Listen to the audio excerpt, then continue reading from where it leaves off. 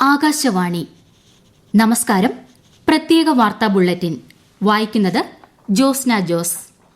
Criminal നിയമങ്ങൾ പരിഷ്കരിക്കാൻ ലക്ഷ്യമിട്ടുള്ള 3 ബില്ലുകൾ ലോക്സഭ പാസാക്കി. ഭാരതീയ ന്യായ സംഹിത 2ാം ബിൽ, ഭാരതീയ നാഗരിക് സുരക്ഷാ സംഹിത 2ാം ബിൽ, ഭാരതീയ സാക്ഷ്യ ബിൽ 2 എന്നിവയാണ് പാസാക്കിയ ബില്ലുകൾ. ബ്രിട്ടീഷ് കാല നിയമങ്ങളെ പരിഷ്കരിക്കാൻ ഉദ്ദേശിച്ചിട്ടുള്ളതാണ് ഈ 3 ബില്ലുകളുമെന്ന് കേന്ദ്ര ആഭ്യന്തരമന്ത്രി അമിത്ഷാ. പുതിയ കോവിഡ് വകഭേദത്തിനെതിരെ ജാഗ്രത കർശനമാക്കണമെന്ന് സംസ്ഥാനങ്ങളോട് കേന്ദ്ര ആരോഗ്യമന്ത്രി മൻസുഖ് മണ്ഡവ്യ. രാജ്യത്തെ വിവിധ സംസ്ഥാനങ്ങളിൽ കോവിഡ് കേസുകൾ ഉയരുന്ന സാഹചര്യത്തിൽ വിളിച്ചു ചേർത്ത ഉന്നതതല യോഗത്തിൽ സംസാരിക്കുകയായിരുന്നു അദ്ദേഹം.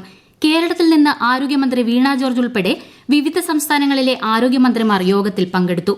സംസ്ഥാന ആരോഗ്യ വകുപ്പിന് അർഹമായ കേന്ദ്രവിഹിതമായ NHM ഫണ്ട് അനുവദിക്കണമെന്ന് മന്ത്രി വീണ ജോർജ് കേന്ദ്ര ആരോഗ്യ വകുപ്പ് മന്ത്രിയോട് അഭ്യർത്ഥിച്ചു.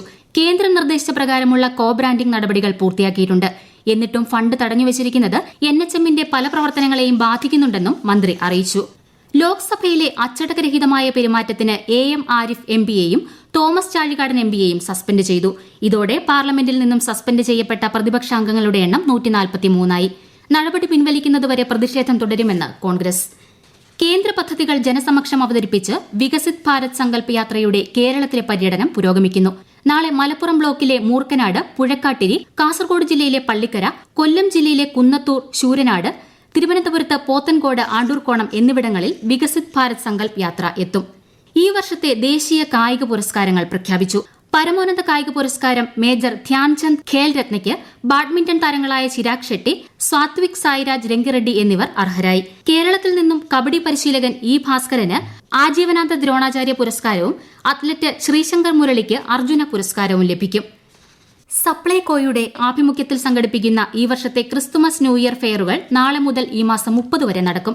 ഫെയറുകളുടെ സംസ്ഥാനതല ഉദ്ഘാടനം നാളെ രാവിലെ തിരുവനന്തപുരം പുത്തരിക്കണ്ടം മൈതാനിയിൽ മന്ത്രി GR അനിൽ നിർവഹിക്കും. കേരളത്തിൽ മുഖ്യമന്ത്രിയും മന്ത്രിമാരും പങ്കെടുക്കുന്ന നവകേരള സദസ്സ് ഇന്ന് തിരുവനന്തപുരം ജില്ലയിൽ. ആദ്യ സദസ്സ് വർക്കലയിലാണ്.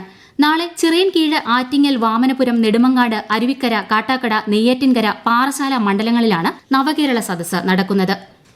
നവകേരള സദസ്സിൽ കരിങ്കൊടി കാട്ടിയ യൂത്ത് കോൺഗ്രസുകാരെ മർദ്ദിച്ചതിൽ പ്രതിഷേധിച്ച് സംസ്ഥാനത്ത് കോൺഗ്രസ് നടത്തിയ പ്രതിഷേധ മാർച്ചിൽ സംഘർഷം. തിരുവനന്തപുരത്ത് പ്രവർത്തകർക്ക് നേരെ പോലീസ് ജലപീരങ്കി പ്രയോഗിച്ചു. പോലീസിന് നേരെ കുപ്പിയേറുമുണ്ടായി. പിന്നീട് പ്രവർത്തകരെ അറസ്റ്റ് ചെയ്ത് നീക്കി. നഗരവൽക്കരണവുമായി ബന്ധപ്പെട്ട വികസനങ്ങൾക്കായി കേരള നഗര നയ കമ്മീഷൻ രൂപീകരിക്കാൻ സംസ്ഥാന മന്ത്രിസഭാ യോഗം തീരുമാനിച്ചു. സംസ്ഥാന ബജറ്റിൽ പ്രഖ്യാപിച്ചതനുസരിച്ചാണിത്. സംസ്ഥാനത്തിന്റെ വികസന പ്രവർത്തനങ്ങളുടെ ധനശേഖരണാർത്ഥം 1100 കോടി രൂപയുടെ കടപ്പത്രം പുറപ്പെടുവിക്കുന്നു. ഇതിനായുള്ള ലേലം ഡിസംബർ 26-ന് റിസർവ് ബാങ്കിന്റെ മുംബൈ ഫോർട്ട് ഓഫീസിൽ കുബേർ സംവിധാനം വഴി നടക്കും. ശബരിമല സന്നിധാനത്ത് സൌജന്യ വൈഫൈ സേവനമൊരുക്കി തിരുവിതാംകൂർ ദേവസ്വം ബോർഡ്. ഭക്തർക്ക് അരമണിക്കൂർ വൈഫൈ സൌജന്യമായി ഉപയോഗിക്കാം. തുടർന്നുള്ള സമയങ്ങളിൽ GB 1-ന് 9 രൂപ നിരക്കിൽ ഉപഭോക്താക്കളിൽ നിന്ന് ഈടാക്കുന്നതാണ്. 40ാമത് Cochin flower show Ernakulam marine ഡ്രൈവിൽ മറ്റന്നാൾ ആരംഭിക്കും. ജനുവരി 1 വരെ നീളുന്ന പുഷ്പമേള ജില്ലാ അഗ്രി ഹോർട്ടിക്കൾച്ചറൽ സൊസൈറ്റിയും GCDAയും സംയുക്തമായാണ് സംഘടിപ്പിക്കുന്നത്. ഉദ്ഘാടനം വെള്ളിയാഴ്ച വൈകുന്നേരം 5:30-ന് മറൈൻ ഡ്രൈവ് ഗ്രൌണ്ടിൽ മേയർ M അനിൽകുമാർ നിർവഹിക്കും. തെലങ്കാനയിലെ ഭൂതാൻ പോച്ചമ്പള്ളിയിലെ നെയ്ത്ത് വ്യവസായം പ്രോത്സാഹിപ്പിക്കുന്നതിന് സാധ്യമായ എല്ലാ ശ്രമങ്ങളും നടത്തുമെന്ന് രാഷ്ട്രപതി ദ്രൌപദി മുർമു. പ്രദേശത്തെ നെയ്ത്ത് തൊഴിലാളികളെ സന്ദർശിച്ച് അവരുമായി സംവദിക്കുകയായിരുന്നു രാഷ്ട്രപതി. കേരളത്തിൽ കോവിഡ് കേസുകൾ വർദ്ധിക്കുന്ന സാഹചര്യത്തിൽ അതിർത്തിയിൽ പനി പരിശോധനയുമായി കർണാടക. വയനാട്ടിൽ കോവിഡ് രോഗികളുടെ എണ്ണം വർദ്ധിച്ചതോടെയാണ് അതിർത്തിയിൽ പരിശോധന കർശനമാക്കിയത്. കണ്ണൂർ ഏഴോം ഗ്രാമപഞ്ചായത്തിന്റെ നേതൃത്വത്തിൽ സംഘടിപ്പിക്കുന്ന ഏഴോം ഫെസ്റ്റിന് തുടക്കമായി. പഴയങ്ങാടിയിൽ കവിയും സംഗീത സംവിധായകനുമായ കൈതപ്പുറം ദാമോദരൻ നമ്പൂതിരി ഉദ്ഘാടനം ചെയ്തു. സാംസ്കാരിക സമ്മേളനത്തിന്റെ ഉദ്ഘാടനം നാളെ വൈകുന്നേരം മുകേഷ് MLA നിർവഹിക്കും. രാജ്യത്ത് ആകെയുള്ള 5.43 ലക്ഷം ന്യായവില സ്റ്റോറുകളിൽ 5.41 ലക്ഷം സ്റ്റോറുകളിലും POS ഉപകരണങ്ങളിലൂടെ പണമിടപാടുകൾ നടന്നുവരുന്നതായി കേന്ദ്ര സർക്കാർ.